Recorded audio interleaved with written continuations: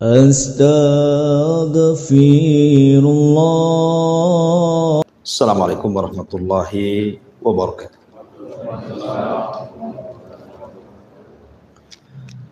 Alhamdulillah wassalatu wassalamu ala Rasulillah wa ala alihi wa sahbihi wa mawalah wa la hawla wa la quwata illa billahi wa ba'd. Baik, kita lanjutkan kajian kita, masih membahas tafsir surah Al-Baqarah dan kita masuk pada ayat ke-30. A'udzubillahi minasyaitonir rajim. Bismillahirrahmanirrahim. Wa idh qala rabbuka lil malaikati inni ja'ilun fil ardi khalifah. Qalu ataj'alu fiha man yufsidu fiha wa yasfiku ad-dima'a wa nahnu nusabbihu bihamdika wa nuqaddisu lak. Qala inni a'lamu ma la ta'lamun. Dan ingatlah ketika Rabbmu berfirman kepada para malaikatnya, sesungguhnya diriku akan menjadikan di bumi ini khalifah. Maka para malaikat berkata, apakah engkau akan menjadikan padanya orang-orang yang merusak dan juga menumpahkan darah, sementara kami bertasbih dengan memujimu dan membersihkan nama?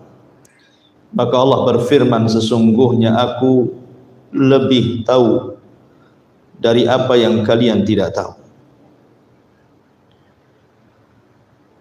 Surah Al-Baqarah ayat 30 ini adalah permulaan kisah dari kisah-kisah para nabi.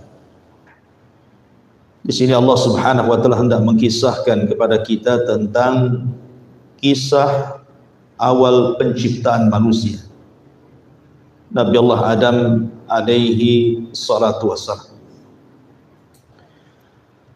Sebelum kita bahas ayat ini, kita tahu bahwa penciptaan Adam alaihi salatu wassalam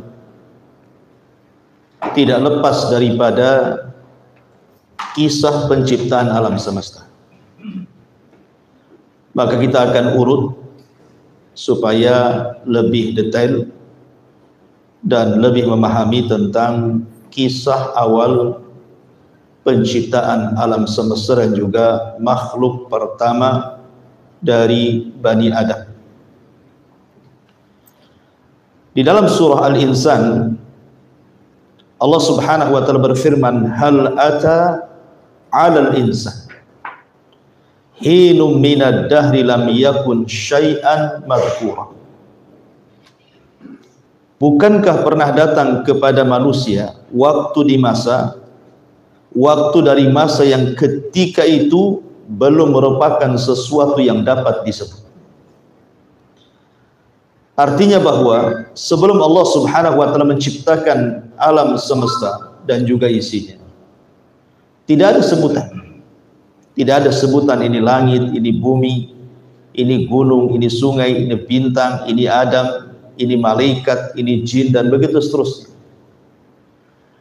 Barulah kemudian Allah Subhanahu wa taala menciptakan alam semesta, dimulai daripada penciptaan makhluk yang paling besar yang disebut dengan Arsy, kemudian sampai kepada menciptakan langit dan bumi. Kita akan fokus kepada penciptaan langit dan bumi karena ini yang akan kita bahas dan ada hubung kait dengan kisah Nabi Allah Adam alaihi salatu wassalam. Allah Subhanahu wa taala berfirman di dalam surah Al-A'raf ayat 54.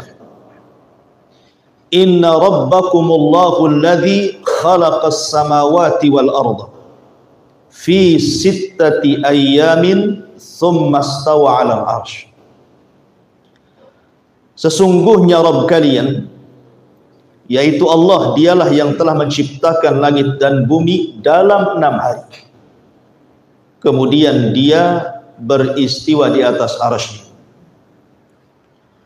Kemudian ayat yang sama juga disebutkan dalam surah Qaf ayat 38. Walaqad khalaqnas samawati wal arda wama bainahuma fi sittati ayyamin wama massana min lughub. Sungguh kami telah menciptakan langit dan bumi, kata Allah, serta segala yang ada di antara keduanya dalam 6 hari. Dan aku tidak pernah disentuh dengan kecapean. Dan tentu ketika Allah subhanahu wa ta'ala menciptakan langit dan bumi selama 6 hari, tidak ada yang tahu ketika menciptakan keduanya kecuali Allah. Artinya tidak ada yang menyaksikan dari makhluk-makhluknya kecuali Allah subhanahu wa ta'ala yang tahu. Dan itu disebutkan dalam surah Al-Kahfi ayat 51. Allah mengatakan, ma ashhadtuhum khalqas samawati wal ard wala khalqa anfusihim. Aku tidak menghadirkan mereka untuk menyaksikan penciptaan langit dan bumi dan tidak pula penciptaan diri mereka sendiri. Artinya ini adalah perkara gaib. Bagaimana Allah subhanahu wa ta'ala menciptakan langit dan bumi yang tahu hanya Allah subhanahu wa ta'ala. Tetapi secara global kita tahu bahwa ketika Allah subhanahu wa ta'ala menciptakan langit dan bumi itu tentu ada rinciannya. Berapa hari menciptakan langit dan berapa hari menciptakan bumi. Dan bagaimana kemudian muncul makhluk-makhluk setelahnya. Allah subhanahu wa ta'ala berfirman di dalam surah Fussilat ayat 9 sampai 12. Allah mengatakan, Qul a'innakum latakfuruna billadhi khalaqal arda fi yawmaini wa taj'aluna lahu andadan dzalika rabbul alamin. Sesungguhnya patutkah kalian kafir kepada yang menciptakan langit dan bumi dalam 2 hari dan kamu adakan sekutu-sekutu baginya. Sesungguhnya patutkah kalian kafir kepada yang menciptakan bumi dalam 2 hari dan kamu adakan sekutu-sekutu baginya. Dari sini menunjukkan bahwa Allah ciptakan bumi dalam 2 hari. Jadi 2 hari menciptakan bumi. Kemudian di ayat 12-nya Allah mengatakan, faqadahunna sab'a samawatin fi yawmaini wa auha fi kulli sama'in amraha wa zayyana as-samaa'a ad-dunya bimasabiha wa hifdhan min taqdirul azizil alim. Wa hifdhan dzalika taqdirul azizil alim. Maka dia menciptakan 7 lapis langit dalam 2 hari juga. Dia mewahyukan pada tiap-tiap langit urusannya, dan kami hiasi langit yang dekat dengan bintang-bintang yang cemerlang dan kami memeliharanya dengan sebaik-baiknya. Demikianlah ketentuan yang maha perkasa lagi maha mengetahui. Maka dari sini kita tahu bahwa ketika Allah menciptakan bumi berapa hari? 2 hari. Setelah itu kemudian Allah subhanahu wa ta'ala menciptakan langit 2 hari juga. Kemudian sisa 2 harinya Allah kembali ke bumi dan menciptakan apa yang ada dalam bumi dari gunung, kemudian lautan dan yang semacamnya. Jadi genap menjadi 6 hari. Ulama berselisih pendapat apa yang dimaksud hari di sini. Apakah hari yang ma'ruf kita lalui, bahwa hari itu dimulai dari terbenam matahari, kemudian besoknya terbit matahari, kemudian terbenam lagi, itu disebut 1 hari 1 malam. Tetapi di sana ada pendapat bahwa apakah yang dimaksud hari di sini? Hari yang difirmankan oleh Allah Subhanahu wa taala, inna yauman inda rabbika ka alfi sanatin mimma ta'uddun, bahwa 1 hari menurut ketentuan Allah itu 1000 tahun. Di sini menjadi silang pendapat gitu ya. Maksudnya menciptakan 2 hari bumi, 2 hari bumi, 2 hari langit itu 1 harinya itu apakah hari yang kita lewati seperti ini? Ataukah yang dimaksud hari di situ artinya 1 hari itu sama dengan 1000 1000 tahun gitu. Maka ini menjadi polemik para ulama. Ada yang berpendapat bahwa maknanya sebagaimana makna hari yang dikenal manusia. Ya, seperti kita lalui lah hari-hari itu. Tapi ada juga yang mengatakan maksudnya 1000 tahun. Wallahu a'lam. Tetapi di antara para ulama ada yang kemudian mengatakan bahwa kita melihat daripada makna zahirnya. Makna zahirnya ya 1 hari berarti yang dilalui manusia gitu. Tetapi tidak menuntut kemungkinan juga makna hari itu artinya 1000 tahun berdasarkan ayat tadi, inna yauman inda rabbika ka alfi sanatin mimma ta'udun. Maka 1 hari menurut Allah itu ketentuannya adalah 1000 tahun. Wallahu a'lam, kita tidak tahu. Kemudian pertanyaannya, mana yang lebih dulu? Allah Subhanahu wa taala menciptakan langit ataukah bumi? Maka ini pun menjadi polemik para ulama. Ada yang mengatakan bumi dulu baru langit, ada yang mengatakan langit dulu baru bumi. Dua-duanya berdalil dengan Al-Quran. Yang mengatakan bumi dulu baru langit disebutkan dalam surah Fussilat tadi yang kita baca tadi, bahwa Allah Subhanahu wa taala menyebut Allah menciptakan bumi 2 hari di ayat 9-nya, baru di ayat 12-nya Allah menciptakan langit 2 hari. Berarti menunjukkan bahwa bumi dulu baru langit, gitu maksudnya dalam surah Fussilat. Kemudian juga pendapat yang lain di dalam surah An-Nazi'at ayat 29 sampai 33 justru terbalik. Langit dulu baru bumi. Dan itu kita lihat dalam surah An-Nazi'at Allah mengatakan, a antum asyaddu khalqan amis sama banaha rafa'a samkaha fasawwaha wa aghtasha lailaha wa akhraja duhaha wal arda ba'da dzalika dahaha. Apakah kamu lebih sulit penciptaannya ataukah langit? Allah telah membinanya, Dia meninggikan bangunannya lalu menyempurnakannya, dan Dia menjadikan malam gelap gulita dan menjadikan siangnya terang benderang, dan bumi sesudah itu dihamparkannya. Di sini Allah Subhanahu wa taala menyebut langit dulu baru bumi dihamparkan. Berarti kalau kita melihat surah Fussilat yang berpendapat bahwa bumi dulu baru langit, itulah dalilnya. Tapi kalau kita melihat surah An-Nazi'at, berarti langit dulu baru bumi, kan begitu. Lalu mana yang benar? Maka Abdullah ibn Abbas radhiyallahu anhuma, beliau membuat jawaban mana yang lebih dahulu, langit ataukah bumi. Beliau mengatakan khalaqal arda fi yaumaini summa khalaqas sama thumma istawa ila sama fasawwahunna fi yaumaini akharaini thumma dahal arda wa dahyuha. Di sini an akhraja minhal ma'a wa mar'ah wa khalaqal jibala wal jamada wal akama wa ma bainahuma fi yaumain akharaini. Kata Abdullah ibn Abbas radhiyallahu anhuma, Allah menciptakan bumi dalam 2 hari. Kemudian Dia menciptakan langit, kemudian Dia beristiwa ke atas langit.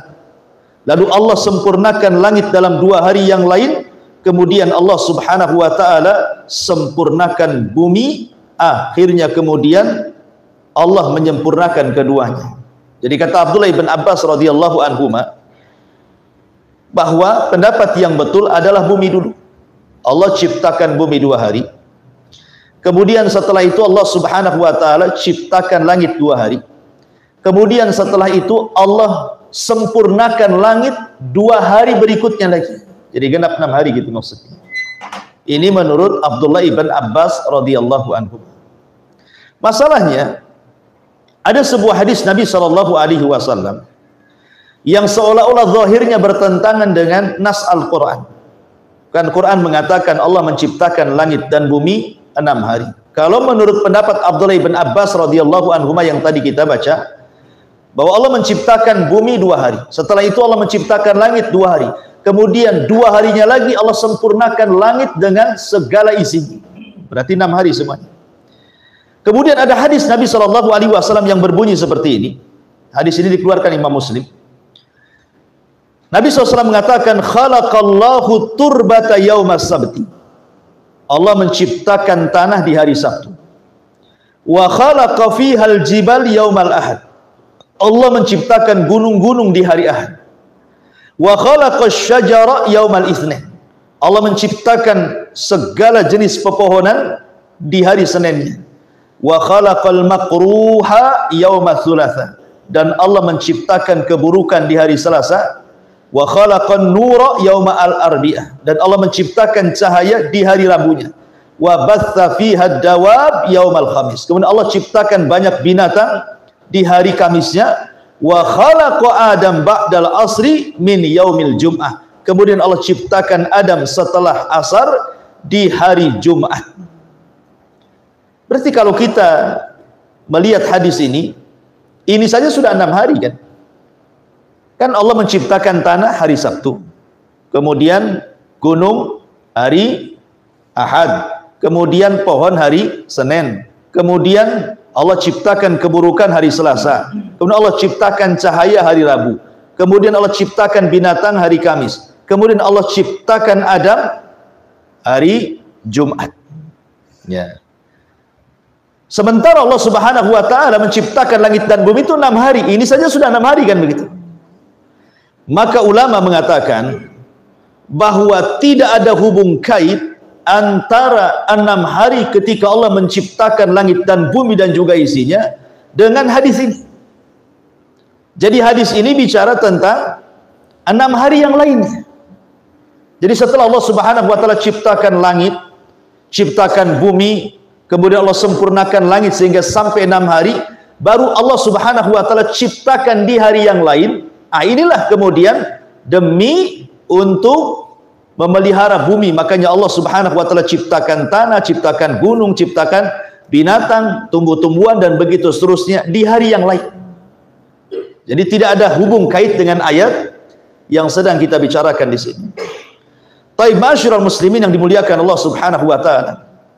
Kalau kita melihat hadis yang dikeluarkan Imam Muslim ini, Allah Subhanahu wa taala akhirkan penciptaan Adam.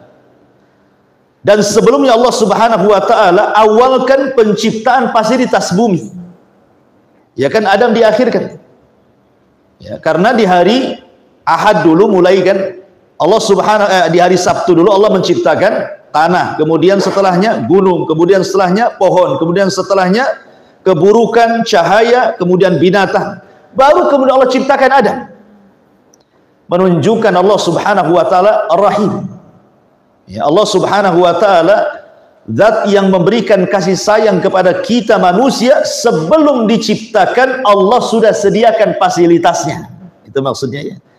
Ya, dulu pernah saya katakan tentang nikmat Allah Subhanahu wa taala yang Allah anugerahkan kepada kita. Pertama al-ijad, kemudian siapa yang masih ingat al-ijad, kemudian al-i'dad, kemudian al-imdad, kemudian al-irsyad, kemudian al-is'ad. Ya. Al-ijad artinya Allah ciptakan fasilitasnya. Allah ciptakan langit, Allah ciptakan bumi. Kemudian al-i'dad, Allah siapkan, bukan hanya diciptakan saja, Allah siapkan fasilitasnya, dibuatnya gunung, dibuatnya sungai, dibuatnya hutan dan begitu seterusnya. Kemudian al-imdad, diperbanyak rizkinya. Buah-buahannya dari satu pohon itu banyak pohon mangga, banyak buah mangga. Kemudian dari buah mangga itu bijinya akhirnya melahirkan mangga-mangga yang lain. Supaya jangan terputus. Ya. Kemudian al-irsyad, setelah kemudian manusia diciptakan diberikan insting mana yang bisa dimakan mana tidak. Kemudian al-is'ad, dengan itulah Allah berikan kebahagiaan.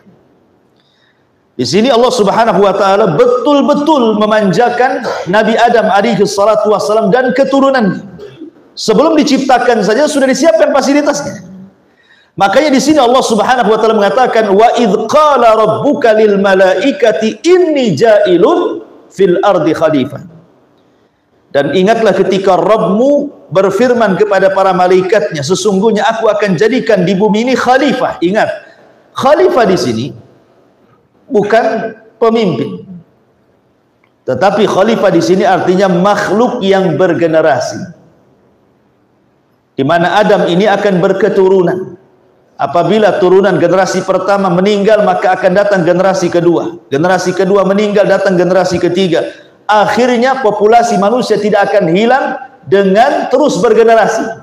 Itu makna khalifah di sini. Ya. Bukan berarti Allah mewakilkan khalifah di bumi. Allah tidak berhajat kepada khalifah. Justru Allah lah khalifah. Dia yang menguasai alam semesta ini.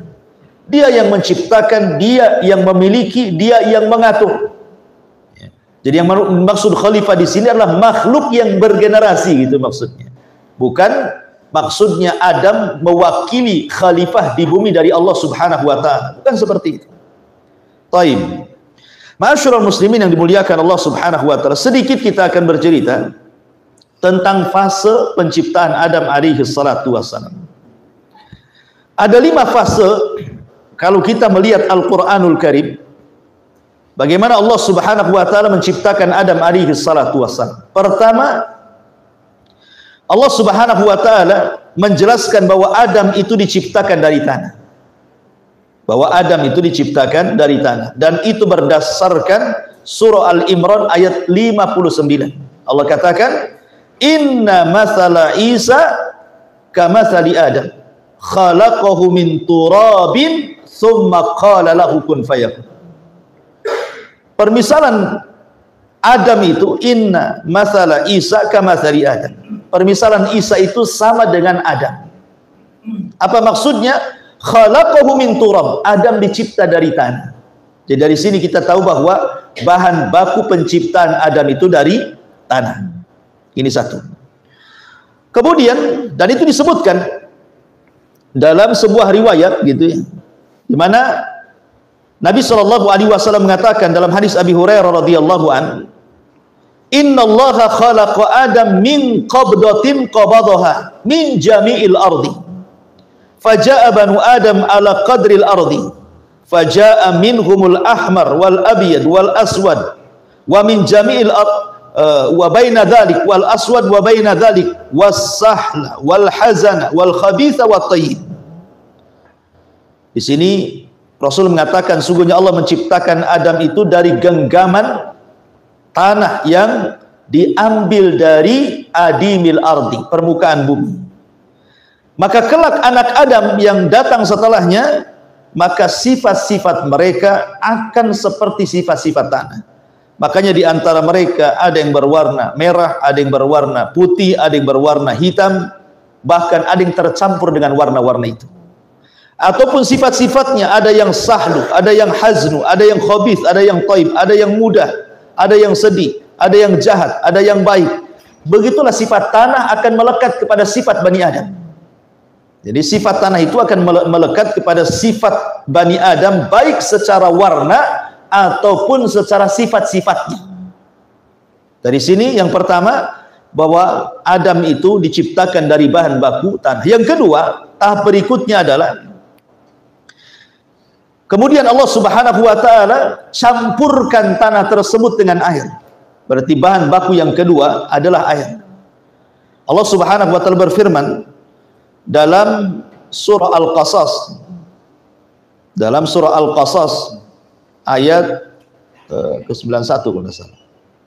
Afwan, surah Sad. Surah Sad ayat ke-71. Allah mengatakan, "Idz qala rabbuka lil malaikati inni khaliqun basharan min tin." Ingatlah ketika Tuhan berfirman kepada malaikat, sesungguhnya aku telah menciptakan manusia dari tanah. Sebagian ahli tafsir mengatakan bahwa ketika memberikan catatan kepada surat Sad ayat 71 ini, maksudnya ketika bahan baku manusia dari tanah itu sudah diambil oleh malakul maut dari bumi, maka Allah Subhanahu wa taala kemudian campurkan dengan air. Allah Subhanahu wa taala mencampurkan tanah itu dengan air sehingga menjadi lempuh. Bisa dibentuk kan gitu ya. Sebab kalau tanah saja tidak ada airnya kan tidak bisa dibentuk. Baru kemudian tahap yang ketiga, maka kemudian Adam sudah dalam bentuk tanah liat yang kering dan kuat. Dan itu Allah Subhanahu wa taala katakan, "Khalaqnahum min tinin lazib." Kami ciptakan Adam itu dari tanah yang liat, yang kokoh. Jadi setelah dibentuk, kemudian mengering. Ya. Maka Adam pun kemudian mengering sehingga menjadi kuat, gitu ya. Kemudian tahap yang keempat, kemudian berubah wujud menjadi hitam dan juga berbau. Jadi setelah dibentuk itu, kemudian dibiarkan mengering, maka tanahnya menghitam kemudian membau. Dan itu disebutkan dalam surah Al-Hijr ayat 28, di mana Allah mengatakan, inni khaliqum basharan min salsalin min hama'im masnun.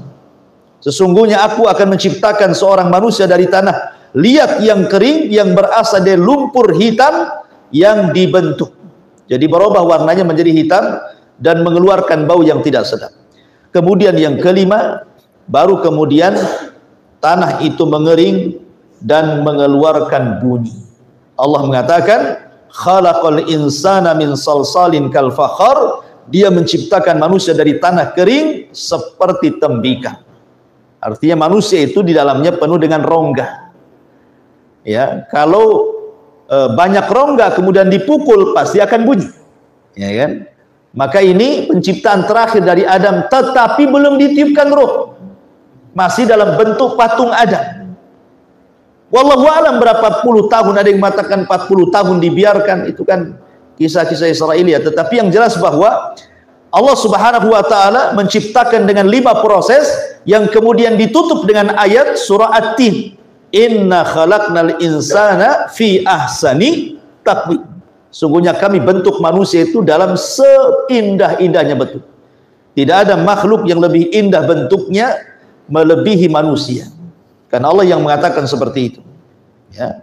Hatta sekalipun kita lihat bulan yang sangat indah begitu kan, tetap saja manusia jauh lebih indah dibandingkan bulan. Karena Allah yang mengatakan, inna khalaqnal insana fi ahsani taqwim. Baik, kalau kita sudah tahu tahapan-tahapan bagaimana Adam alaihi salatu wasallam dibentuk oleh Allah Subhanahu wa taala. Kemudian Allah Subhanahu wa taala setelah itu menghabarkan bahwa dia sudah menciptakan makhluk untuk menjadi khalifah di bumi. Malaikat ini mereka mengatakan, qalu ataj'alu fiha man yufsidu fiha wa yasfiku dima'a wa nahnu nusabbihu bihamdika wa nuqaddisu lak. Mereka berkata, apakah engkau akan menjadikan orang yang merusak di dalamnya, menumpahkan darah di dalamnya, sementara kami makhluk yang senantiasa bertasbih, memujamu dan membersihkan namamu? Sebagian para ulama mengatakan, kok malaikat tahu bahwa Adam ini nanti kalau diciptakan, kemudian anak turunannya akan merusak bumi dan menumpahkan darah? Dari mana malaikat tahu pertanyaannya? Ya kan? Dari mana malaikat tahu? Sehingga dia datang kepada Allah dan mengatakan seperti itu. Maka ulama menjawab dengan 4 jawaban. Kenapa malaikat sampai ngomong begitu? Jawaban yang pertama, boleh jadi itu adalah ilham. Jadi Allah Subhanahu wa taala mengilhamkan kepada hati-hati para malaikat itu bahwa kelak Adam diciptakan dan anak turunannya akan merusak dan menumpahkan darah. Makanya mereka mengatakan, ya Rabb, apakah engkau akan menjadikan di bumi ini orang yang merusak, yang menumpahkan darah, sementara kami senantiasa bertasbih kepadamu? Ini satu pendapat. Yang kedua, boleh jadi itu dalam bentuk ikhbar, cuman tidak dicantumkan dalam Quran. Ya. Jadi kalau seandainya mau dicantumkan dalam Al-Quran itu, boleh jadi itu dalam bentuk ikhbar. Allah menghabarkan kepada para malaikat bahwa makhluk yang akan saya ciptakan ini, nanti di antara mereka ada yang merusak, di antara mereka ada yang menumpahkan darah. Jadi malaikat ini takjub, heran gitu ya. Seolah-olah, kalau sudah tahu bahwa makhluk yang diciptakan ini akan merusak dan akan menumpahkan darah, ngapain kau ciptakan gitu maksudnya. Ya. Makanya dia mengatakan, apakah engkau akan menjadikan makhluk yang merusak dan juga menumpahkan darah, sementara kami bertasbih kepadamu dan memujimu? Ini pendapat yang kedua. Pendapat yang ketiga, boleh jadi ini artinya al-ardu. Al-ardu itu penawaran. Jadi malaikat hendak menawarkan diri. Seolah-olah malaikat ingin mengatakan, ya Rabb, ya, daripada engkau menciptakan makhluk yang merusak, menumpahkan darah di bumi, nggak usah kau ciptakan, kirim kami saja ke bumi. Biar kami beribadah di bumi. Biar tidak ada lagi yang merusak, tidak ada lagi yang menumpahkan darah, gitu maksudnya. Dia menawarkan. Ini bukan membantah, tidak ada. Malaikat tidak, nggak mungkin malaikat membantah Allah kan. Ini penawaran, malaikat menawarkan diri. Ya Rabb, nggak usahlah kau ciptakan Adam dan turunannya itu. Kalau sudah jelas-jelas mereka akan merusak dan juga menumpahkan darah, kirim saja kami ke bumi. Biar kami memujimu, kami membersihkan namamu. Kan enak tuh. Sehingga tidak ada yang bermaksiat kepadamu. Ini juga pendapat yang ketiga. Pendapat yang keempat, dan ini juga banyak diambil oleh ahli tafsir, bahwa maksudnya malaikat itu mengkias, hendak mengkias. Maksudnya kias itu apa? Sebelum Allah Subhanahu wa taala menciptakan Adam itu, terlebih dahulu Allah ciptakan siapa? Malaikat dan juga jin. Nah, itu ya. Sesuai dengan tartib hadis kan, khuliqatil malaikah min nur wa khuliqatil jan mimma marijim min nar wa khuliqa Adam mimma wusifa lahu. Allah ciptakan malaikat dari cahaya, Allah ciptakan jin dari api, dan Allah ciptakan Adam sebagaimana disifatkan kepada kalian. Dari tartib hadis ini, maka kita tahu bahwa makhluk yang berakal itu tiga. Pertama, malaikat itu yang diciptakan pertama. Kemudian setelah itu Allah ciptakan jin. Kemudian setelah itu Allah ciptakan Adam. Lah jin inilah yang pertama kali menghuni bumi. Lah jin ini tabiatnya suka merusak, suka menumpahkan darah, suka berperang. Sehingga malaikat takut kalau seandainya Allah menciptakan makhluk selain jin dalam bentuk manusia, nanti seperti jin, gitu maksudnya. Seolah-olah malaikat ingin mengatakan, ya Rabb, apakah engkau akan menjadikan di bumi ini orang yang merusak, yang menumpahkan darah seperti jin? Ya gitu maksudnya ya. Sementara kami memujamu dan membersihkan namamu. Ini ada 4 pendapat tentang kenapa malaikat sampai mengucapkan seperti ini. Ya. Walaupun ya, sebagian para ulama menguatkan bahwa ini hanya sekedar al-ardu. Al-ardu itu artinya malaikat ingin menawarkan. Ya, karena malaikat itu kan makhluk yang senantiasa beribadah dan tidak pernah bermaksiat kepada Allah. Dia tidak suka dengan maksiat. Karena memang Allah Subhanahu wa taala ciptakan untuk itu kan gitu ya. Untuk beribadah kepada Allah saja. Makanya malaikat menawarkan, daripada engkau menciptakan Adam dan juga turunannya yang kelak akan merusak dan menumpahkan darah, kirim kami saja ke bumi. Biar kami yang beribadah kepadamu sehingga bumi ini bersih, tidak ada maksiat, gitu maksudnya.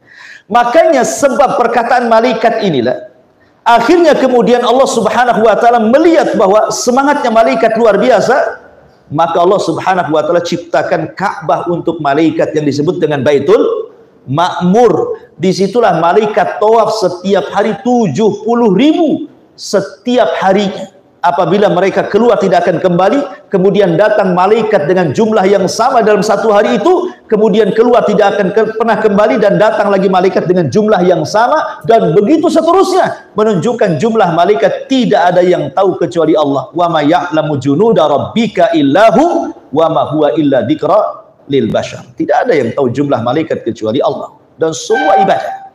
Ya, ini juga penafsiran para ulama. Wallahu a'lam. Baik. Kemudian di sini Allah Subhanahu wa taala ingin menjelaskan tentang keutamaan Nabi Adam di antara malaikat.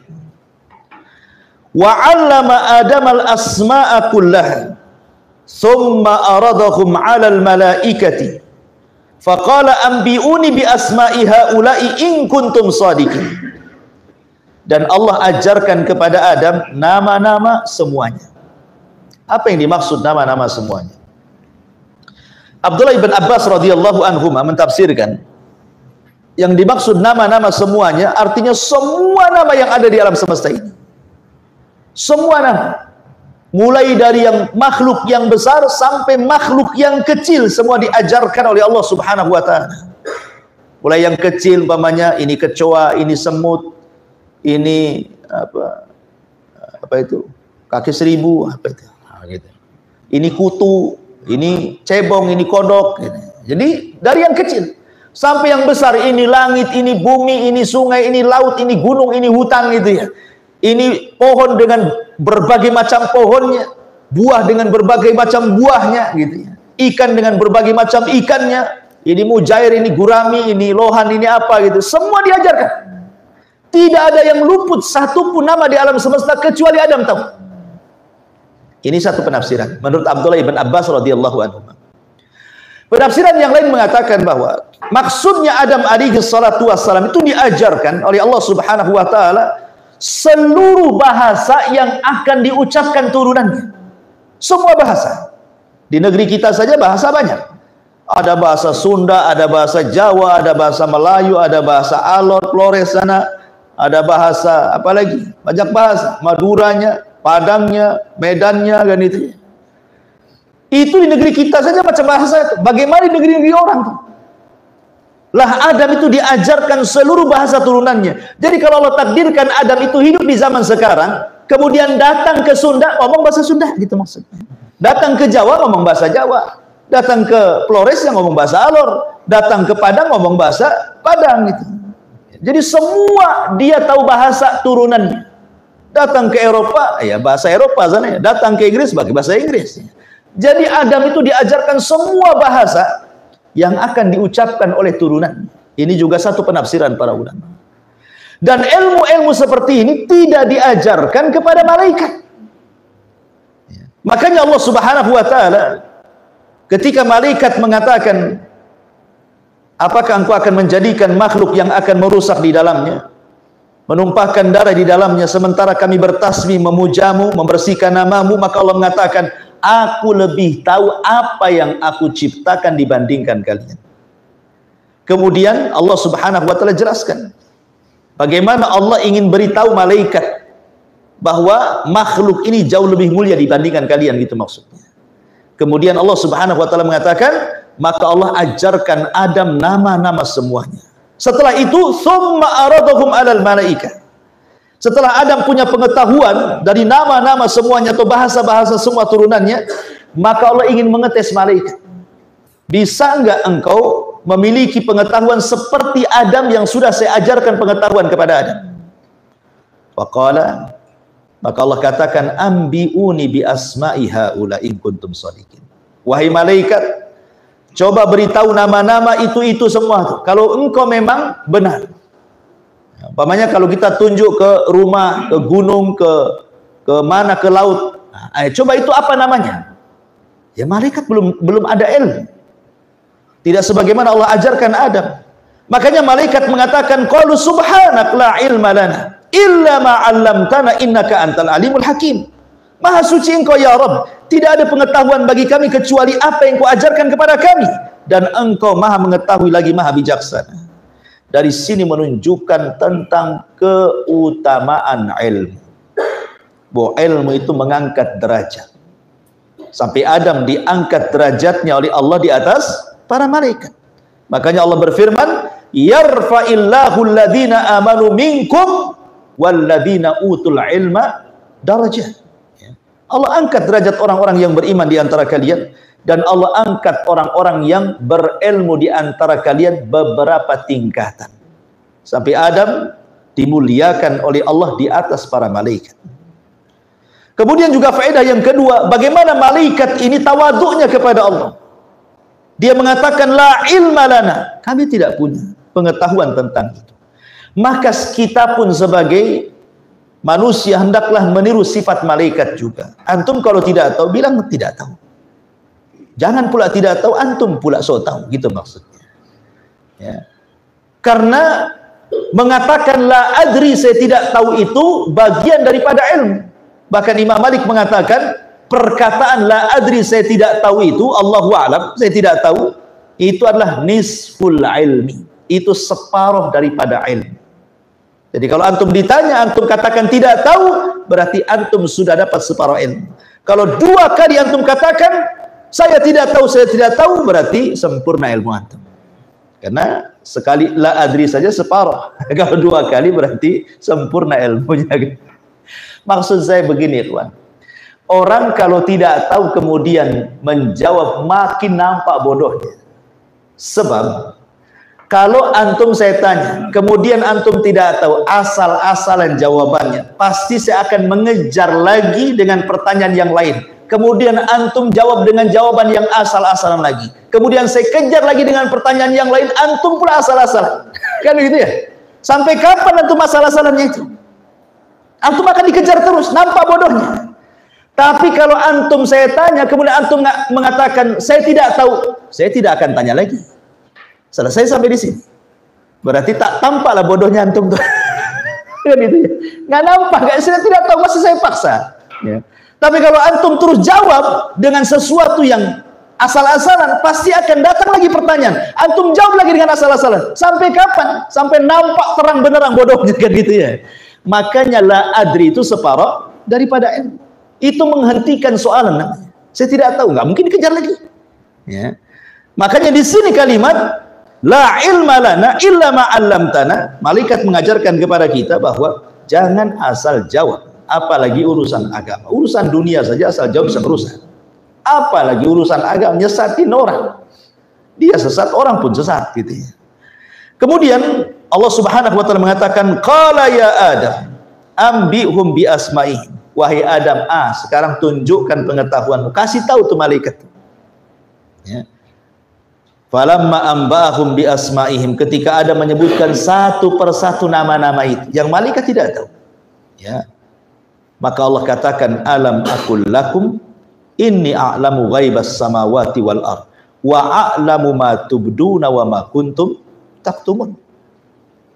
Bukankah sudah kukatakan, kata Allah, saya lebih tahu yang gaib yang ada di langit dan yang ada di bumi, dan saya tahu apa yang kalian tampakkan dari ketawaduan kalian kepadaku ketika kalian mengatakan wa nahnu nusabbihu bihamdika wa nuqaddisu lak, dan kami senantiasa memujamu dan membersihkan nama. Kami tahu, kata Allah, wa ma kuntum taktumun, dan apa yang kalian sembunyikan. Ini isyarat kepada siapa? Kepada iblis yang hadir di situ. Jadi Allah Subhanahu wa taala tahu isi iblis itu yang sedang bersama malaikat itu, bahwa di dalamnya ada hasad dan kibr. Jadi Allah tahu yang tampak dan yang tidak tampak. Yang tampak malaikat, yang tidak tampak iblis itu. Allah tahu dua-duanya. Makanya Allah katakan, wa idh qulna lil malaikati isjudu li Adam fasajadu illa iblis aba wastakbara wa kana minal kafirin. Dan ingatlah ketika kami berkata kepada para malaikat, sujudlah kalian kepada Adam. Maka semua malaikat sujud kecuali iblis. Ikhwatu fiddin yang dimuliakan Allah Azza wa Jalla. Bicara tentang sujud, kenapa di sini bukankah tidak boleh sujud kecuali kepada Allah? Kenapa Allah perintahkan malaikat sujud kepada Adam? Kan sujud tidak boleh diberikan kecuali kepada Allah, karena sujud itu kan sebuah ibadah. Sementara ibadah tidak boleh diberikan kecuali kepada Allah. Kenapa pula Allah suruh malaikat sujud kepada Adam? Sujud itu ada dua. Ada sujud ibadah, dan ada sujud tahiyah. Sujud ibadah ini tidak boleh diberikan kecuali kepada Allah, dan malaikat tidak sedang sujud ibadah. Mereka tahu tidak boleh sujud kecuali kepada Allah. Berarti malaikat sedang sujud dengan sujud yang kedua yang disebut dengan sujud tahiyah, namanya sujud penghormatan. Di zaman dulu sebelum syariat Islam datang, sujud penghormatan itu adalah dibolehkan dalam syariat-syariat umat dulu. Dalam syariat-syariat umat dulu, sujud penghormatan itu boleh. Makanya kalau kita lihat sebuah ayat di dalam Al-Quran ketika Allah Subhanahu wa taala menceritakan tentang kisah Nabi Yusuf, Allah mengatakan, idh qala Yusufu li abihi ya abati inni ra'aitu ahada asyara kaukaban wasyamsa wal qamara ra'aituhum li sajidin. Kan itu ya. Apa kata Nabi Yusuf kepada Yakub, ayahnya cerita? Kata Yusuf, wahai ayahku, sungguh semalam aku bermimpi melihat ada 11 bintang, di situ ada matahari, di situ ada bulan. Aku lihat semua itu sujud kepada. Maksudnya sujud di sini bukan sujud ibadah, karena tidak mungkin sujud kepada Nabi Yusuf dengan sujud ibadah, kan begitu. Maksudnya sujud penghormatan. Sujud penghormatan. Karena umat-umat dulu sujud dengan menghormat itu boleh.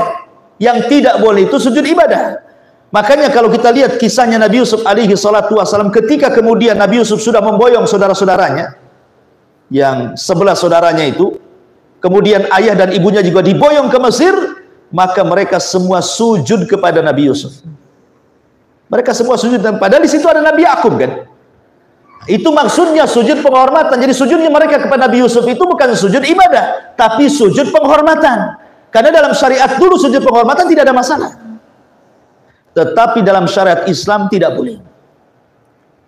Tidak boleh, dihapus. Menghormat dengan cara sujud itu tidak boleh. Nggak boleh. Pamannya antum sujud depan orang tua, tidak boleh. Karena dihapus. Ya. Dulu boleh, tapi setelah datang Islam tidak boleh. Berdasarkan riwayat Mu'adz bin Jabal radhiyallahu anhu, ketika dia pulang dari Syam, kemudian dia berjumpa dengan Rasul, langsung sujud. Kata Rasul, irfa ra'saka, ada apa kamu Mu'adz? Jangan sujud kamu. Ada apa dengan kamu? Ya. Maka Mu'adz mengatakan, ya Rasulullah, aku melihat di Syam sana, ya, raja-raja Romawi itu, masyarakatnya kalau datang ke mereka, mereka sujud, menghormat. Dan engkau lebih berhak dibandingkan mereka, kata Mu'adz. Makanya aku sujud kepadamu. Maka Nabi SAW mengatakan, tidak boleh. Kemudian Rasul mengatakan, ya Mu'adz, lau kuntu amiran ahadan an yasjuda li ghairillah la amartul mar'ata an tasjuda li zawjiha. Kalau aku perintahkan seseorang sujud kepada orang lain, yang pertama aku perintahkan istri sujud kepada suaminya. Bukan kamu kepada. Tetapi yang pertama kuperintahkan istri sujud kepada suami karena besar haknya. Itu pun tak boleh. Ya kan? Ini juga sama riwayatnya ketika Nabi SAW sedang membonceng Anas bin Malik, kemudian masuk ke ganggang kota Madinah, tiba-tiba ada unta mengejar, kemudian berdiri di hadapannya, tiba-tiba kemudian yabruk. Unta itu duduk menghormat Nabi. Tiba-tiba menangis. Dalam Musnad Imam Ahmad. Kemudian Rasul turun mengusap tuh tangisan unta itu sampai reda tangisannya. Kemudian setelah itu Rasul mengatakan, siapa pemilik unta ini?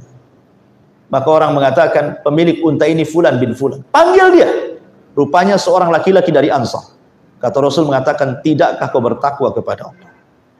Allah sudah kuasakan unta kepadamu, kenapa kau tidak rawat dia? Lihat, dia mengadu kepada aku, kau hanya bisa mempekerjakan tapi tidak bisa mensejahterakan, katanya. Ketika sahabat melihat kok unta itu sujud di hadapan Rasul, mereka mengatakan, ya Rasul, unta ini nggak berakal. Dia sujud kepadamu, harusnya kami yang berakal yang sujud. Tapi Rasul mengatakan tidak boleh. Kalau memang aku perintahkan manusia sujud kepada manusia, tentu yang aku perintahkan seorang istri sujud kepada suaminya karena besar haknya. Itu pun tidak aku perintahkan. Maka dari sini menunjukkan bahwa sujud tahiyat sekalipun dalam Islam itu sudah dilarang. Tidak boleh. Ini hanya berlaku kepada umat-umat sebelum Islam saja. Ya. Makanya di sini ketika Allah Subhanahu wa taala katakan kepada para malaikat ini, wa qulna ya wa id qulna lil malaikati isjudu li Adam, dan ketika kami katakan kepada para malaikat sujudlah kalian kepada Adam, maka semua sujud, maksudnya sujud tahiyat, penghormatan, bukan sujud ibadah. Ya, menghormat saja. Itulah bentuk penghormatannya malaikat kepada Adam. Apa yang dihormati? Ada yang mengatakan bahwa yang dihormati itu bukan jasadnya Adam, tetapi yang dihormati itu adalah ruhnya Adam.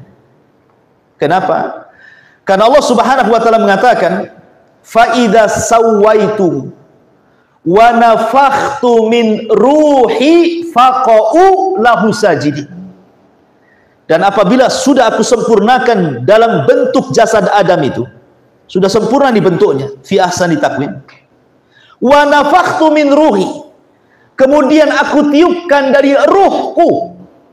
Allah menasabkan ruh Adam kepada dirinya, dan ini namanya nasab tasyrif namanya. Seperti Baitullah, rumah Allah, ya kan? Ka'bah itu tidak ada kemuliaan, tetapi ketika disandarkan kepada Allah jadi mulia. Ya. Atau mukjizatnya Nabi Saleh, naqatullah, unta biasa. Tapi ketika kemudian nasabkan kepada Allah, jadi unta Allah, jadi mulia dia. Maka sama ruh Adam ketika dinasabkan kepada Allah, jadi mulia dia. Ruh itu sama semua ruh manusia itu, tapi ruh Adam khusus. Kenapa? Karena dinasabkan kepada Allah sama dengan ruhnya Isa bin Maryam. Ya.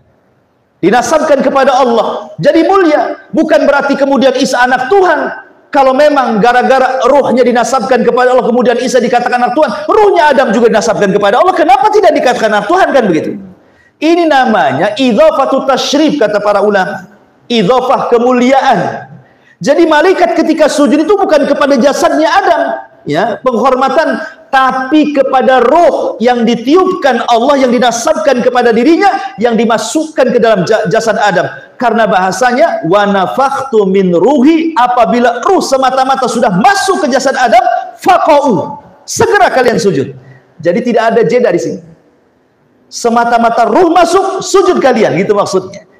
Jadi di sini ikatannya bukan dengan ikatan jasad, tapi ikatannya dengan ruh yang dimasukkan ke dalam Adam. Malaikat menghormati ruhnya, karena ruh itu diidhofahnya kepada Allah Subhanahu wa ta'ala. Dan itulah manusia. Sering saya katakan, manusia itu tanpa ruh, sekalipun presiden sekalipun, tidak ada kemuliaan. Kalau ada seorang presiden meninggal, biarkan jasadnya, jangan dikubur, taruh di jalan 1 bulan. Ada yang berani jasadnya mendekati? Nggak akan berani. Baru beberapa hari saja sudah dikerubungi oleh lalat, kemudian dikerubungi oleh ular, kemudian jadi busuk, kemudian bau membusuk, dan begitu. Siapa yang mau mendekati jasadnya? Artinya jasad itu tidak ada kemuliaan. Jasad itu menjadi mulia kalau ruhnya masuk.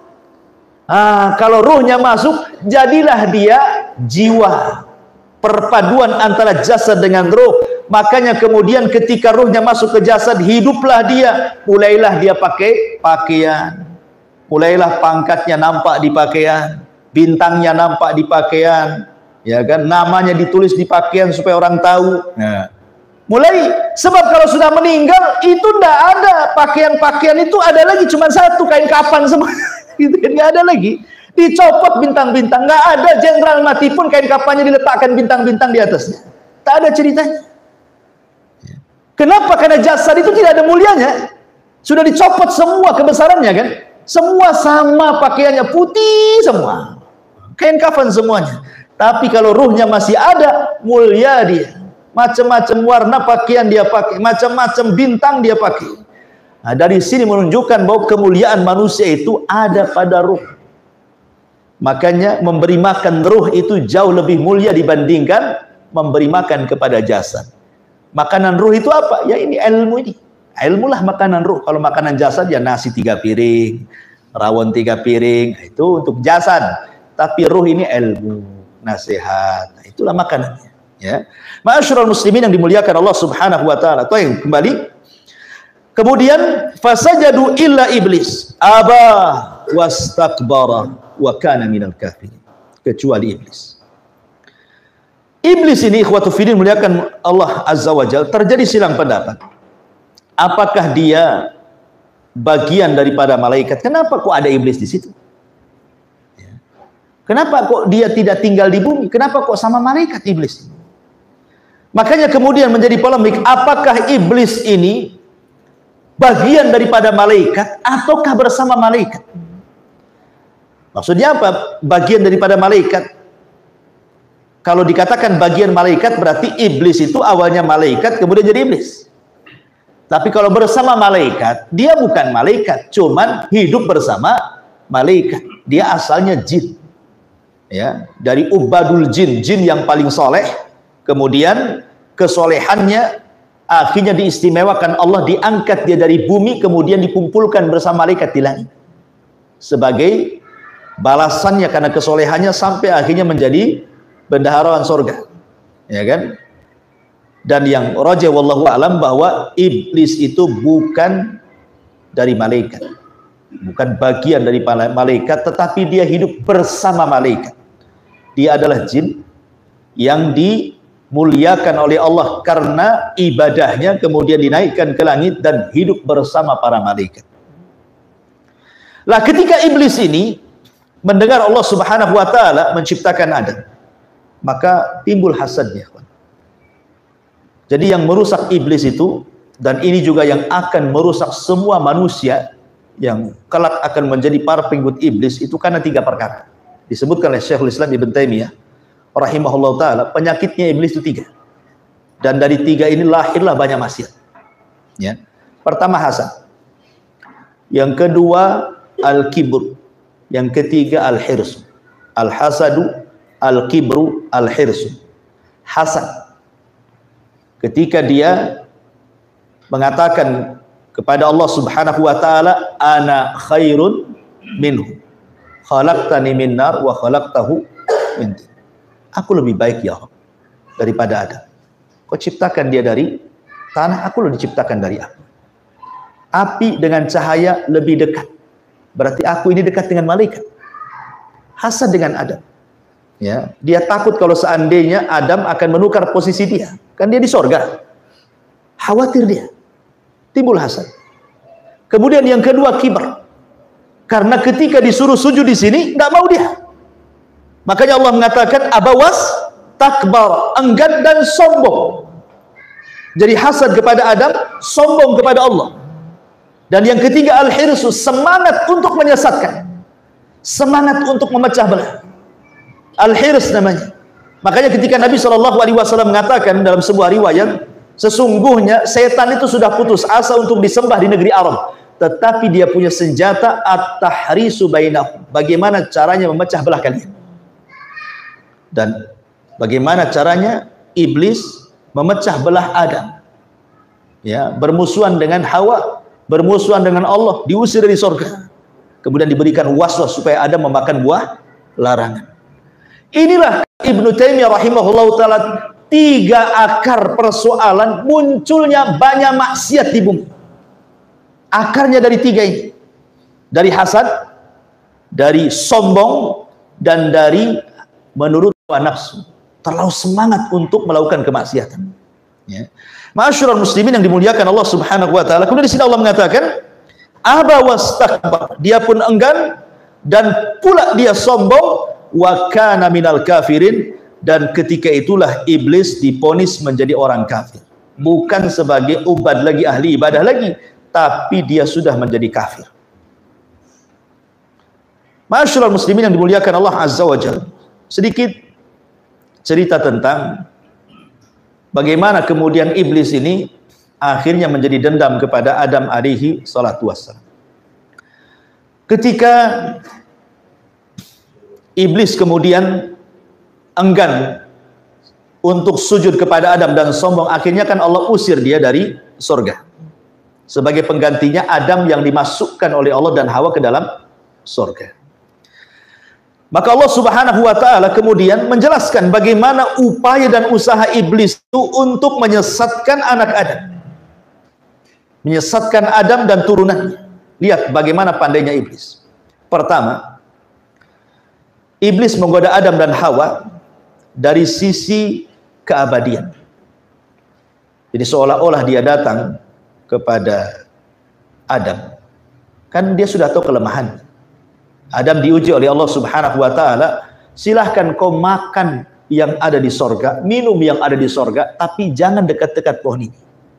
Iblis sudah tahu kelemahannya, bahwa ada satu pohon yang dilarang oleh Allah. Makanya kemudian iblis bersiasat kepada Adam alaihi salatu wassalam, kemudian mengatakan, ya Adam, hal adulluka ala syajaratil khuldi wa mulkin la yabla.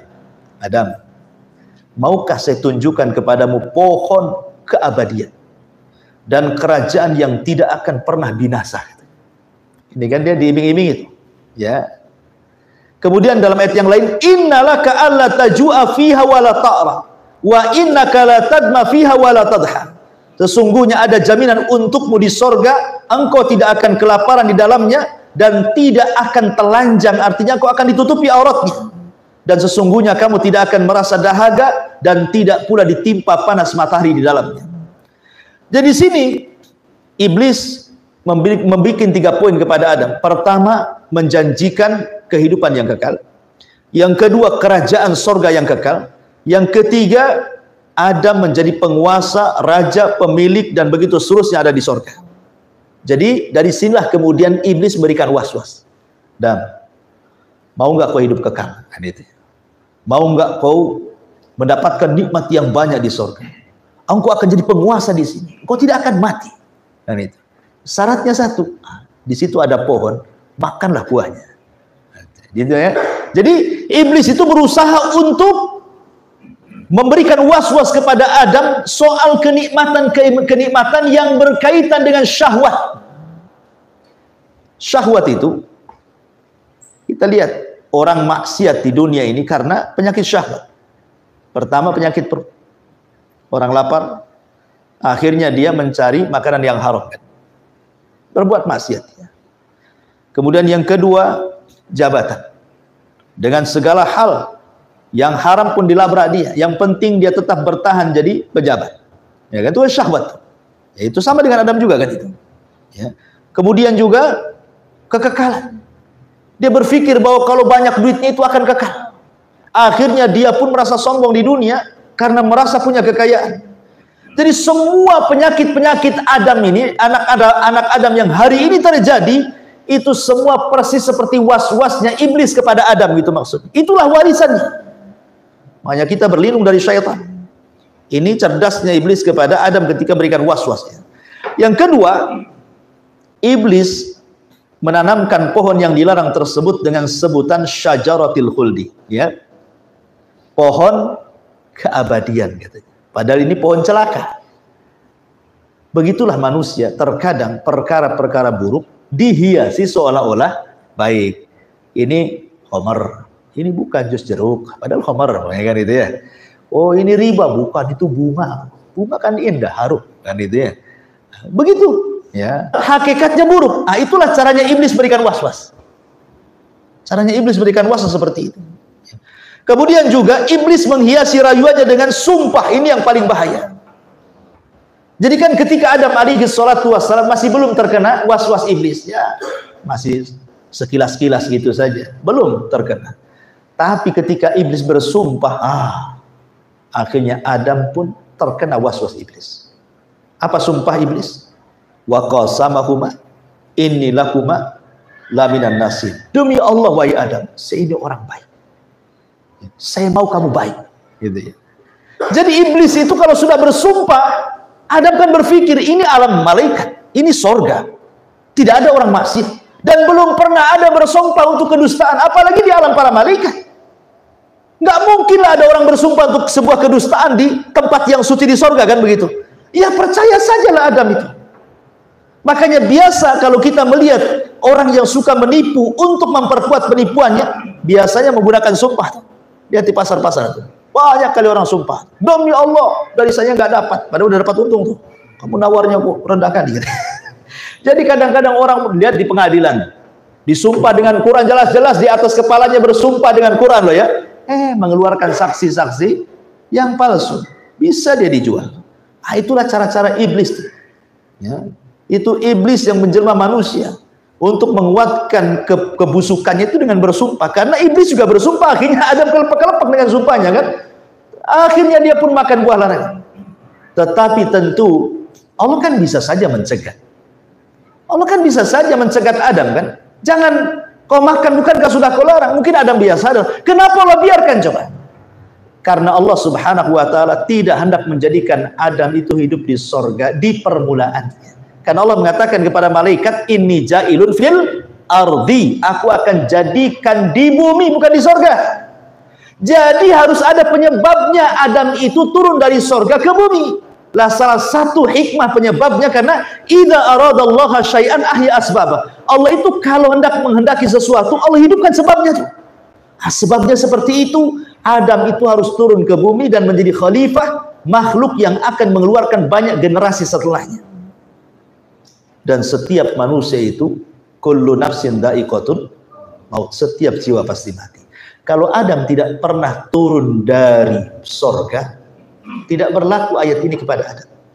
Sementara Adam juga masuk pada kategori nafsi dalam ayat ini. Berarti setiap jiwa termasuk Adam pasti mati. Lah kalau di sorga kapan matinya? Ya kan? Harus diturunkan dulu ke bumi biar dia mati. Ya. Sebab kalau orang sudah masuk sorga, nggak ada kematian di sorga. Makanya ketika Allah Subhanahu wa taala memerintahkan penyeru dan menyeru kepada penduduk surga, apa kata penyeru ini? Ya ahlal jannata la mauta lakum, wahai penduduk surga, tidak ada kematian. Jadi kalau orang masuk surga akan mati di situ.